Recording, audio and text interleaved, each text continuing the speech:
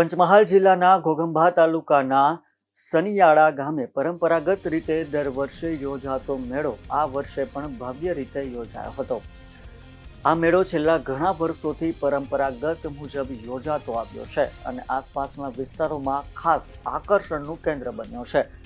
આ મેળામાં આસપાસના અનેક ગામોના લોકો મોટી સંખ્યામાં ઉપસ્થિત રહ્યા હતા, જેમાં રીંછવાણી, ખિલોડી, દામાવાવ, રાણીપુરા, ગોલાવ, જોરાપુરા, વાંગરાવ, ભામૈયા, સરરાવા, ગામડી કોદરિયા સહિત વિવિધ ગામોના લોકો ઉમંગ અને ઉત્સાહ સાથે મેળામાં જોડાયા હતા.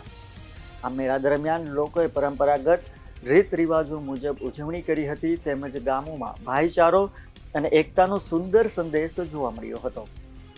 ગ્રામજનો માટે આ મેળો માત્ર ધાર્મિક કે સાંસ્કૃતિક પ્રસંગ જ નહીં, પરંતુ પરસ્પર મેળાપ અને આનંદ વહેંચવાનો મહત્વપૂર્ણ અવસર પણ બની રહ્યો છે.